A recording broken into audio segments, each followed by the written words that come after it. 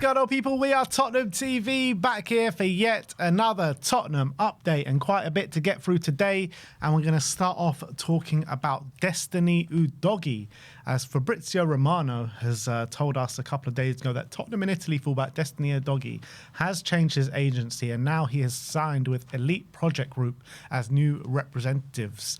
And you know, when players usually sign up with a new agency, it's usually only one of two things. Either they're angling for a new contract or they're angling for a move away. Do you think, I mean, you'd probably assume it's more the contract situation than the move away? I hope so, but you got to remember, it wasn't so long ago. I think it was Romano who reported it, Man City sniffing around him. I know they've got Aït-Nouri now, but, you know, you never know. Long term, they might look for him as a long-term solution in that position. I really hope that's not what this is about, but that's got to be at the back of your mind. Mate, it probably is a new contract because he hasn't signed one, has he? No, I mean, Capology say he's on about 75 grand a week with a contract lasting till 2030. So he's got quite a long, 5 years. That's quite a long time. But I wouldn't be surprised if he wants to get into that 100 grand a week bracket. Has another good season. He's well worth. He's probably worth it now already. But obviously, first season was brilliant, but then had an injury, tailed off a bit at the end of the season. Last season had some injury problems, but came back and had a really, really strong end to the season. This season, I think when he's come in, he's been brilliant. It's about keeping that performance over a whole season. But we know he's one of the best young fullbacks in the league. And I think already when he's at his best, he's up there with the best. So. I think phenomenal talent. You've got to do everything you can to keep him. But I wouldn't be surprised if, he's going to be looking for a new contract in the near future, I reckon. Yeah, you're looking at it in terms of the squad, and like he's on pay parity with Archie Gray, Rodrigo Bentancur, and Vicario. I mean, that blows my mind that Archie Gray is getting paid the same as Vicario, Bentancur, and Udogie. That's just mad, isn't it? Yeah, he should never be getting. He should be much much lower, but.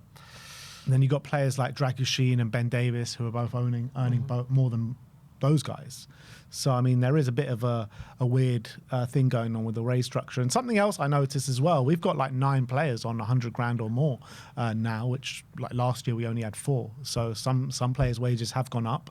Kudus and Siemens have been signed. Yeah, Kudus is on 150. Siemens is on 195 as well. Palhinha as well. Yeah, Palhinha 135 on the loan signing. Brennan Johnson has entered the 100 grand a week bracket as well. So things are going in the right direction from that aspect. So you'd assume, like, with back on Destiny Udogie, I would say probably around the 85 to 90 grand a week kind of market he should be on. Yeah, I wouldn't be surprised if he's going to push for 100, isn't he? That's how sort of players are like. But yeah, something like that. He'll get an increase, I'm sure, in the near future. Yeah.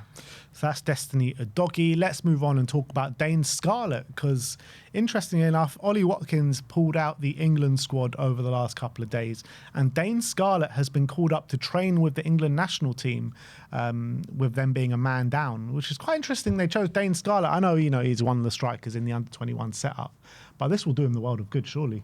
To train, not called up. Train, yeah. Okay, not like called up into the squad. Got me too excited there. Bloody hell, Dane not doing better than I thought.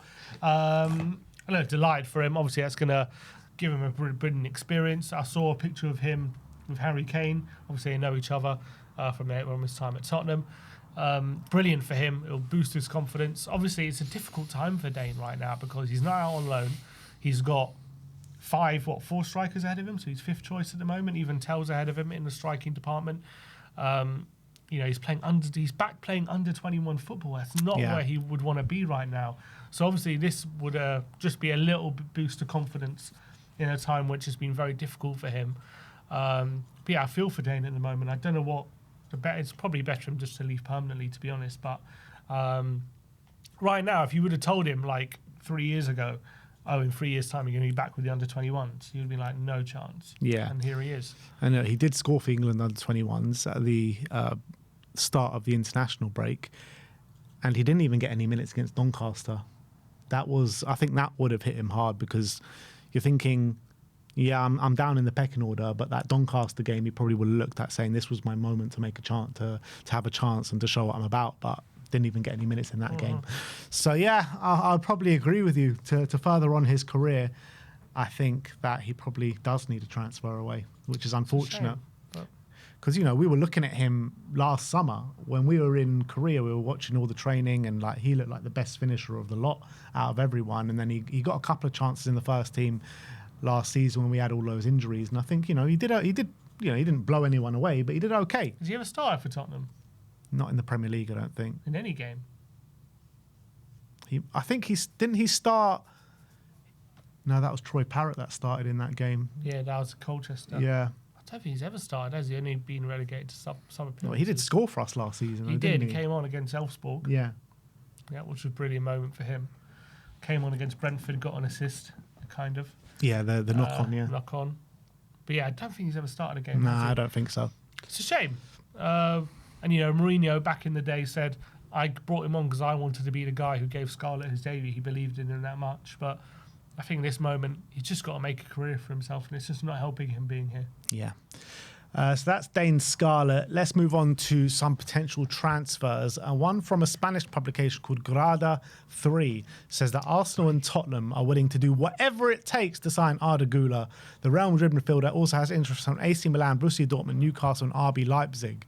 And I don't understand why this would even reach the press because, isn't he starting every game for Real Madrid at the moment? Alonso likes him. And he's also playing really well. He started the season on fire, really. I think 3 goals, 3 assists in 8 games for Real Madrid.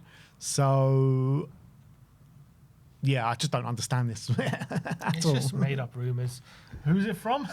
Grada 3. Grada 3. Is that sounds like Grada 3. Is Grada Spanish for grade? Is that is that tier? Tier 3? That's what I'm going for. Nonsense. It's going to cost a hell of a lot of money if we wanted to get him in. He is playing regularly for Real Madrid now. He's a quality player. You saw at the Euros as well for Turkey what a talent he is. The guy has a wonder of a left foot. He ain't coming to Tottenham. Also, it's not even a position we need to heavily invest in. Number 10 or right wing. Yeah, to be fair, if Arda Guler's available, you got to get him. I'm not going to say no to Arda Guler. I'm just saying it's not like we're spending 100 million on a position we desperately need. Yeah. Yeah, so, I mean, it's just a non-starter, this one. No, but I do like Arda Guler, I have to say. Quality player. I mean, what a shot he's got on him as well. The guy's got supreme talent, but he ain't coming to Spurs. And he ain't going to anyone on this list either. He's staying at Real Madrid. Next up, we're going to go back to that Arsenal fan, Sporting Lisbon midfielder, Morten Hjulmand. Fijajes say that Manchester United are facing a battle with Tottenham for Sporting midfielder Morten Hjulmand. Let me guess. I wouldn't mind him, but he's got an Arsenal tattoo, so I don't think I'd be interested. How did you guess that one? His Arsenal tattoo gets brought up every time we discuss him, and damn right, it should do. Again, look. To be fair, I think he's a good player, but he's got an Arsenal tattoo. No, I'm joking. He's very similar. I feel like to Paulinho, maybe a bit more technical than Paulinho. I don't know if he's the kind of midfielder we need. I think he's a decent passer, but he's not that kind of player who's much better than what we have.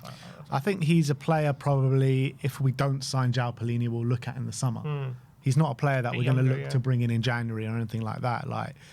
But from all that, what we're hearing, it looks like Spurs might take up the option on João Paulinho anyway. At the moment, yeah. So obviously, Amorim knows him well, so I wouldn't be surprised if he's looking at him, but I don't see Tottenham going for him. Nah. And he's got an Arsenal tattoo anyway. Exactly. And last but not least, we're going to talk about Antoine Semenyo once again, as Give Me Sport says, an influx of 100 million from Tottenham's majority shareholder, the Lewis Family Trust, leaves the club capable of winning the race to sign Bournemouth striker or Bournemouth forward Antoine Semenyo. Bring me that money and bring me Antoine Semenyo. Put it on the table. Put it on now. Get him in January. Get him in. Look. But he's an Arsenal fan. I don't want to be hijacked again. Not this again. I'd love Semenyo to come. It sounds like if we're serious and we're capable of spending big money, I wouldn't be surprised if maybe there is money to sign someone like Semenyo. I just can't see it being in January. Maybe in the summer.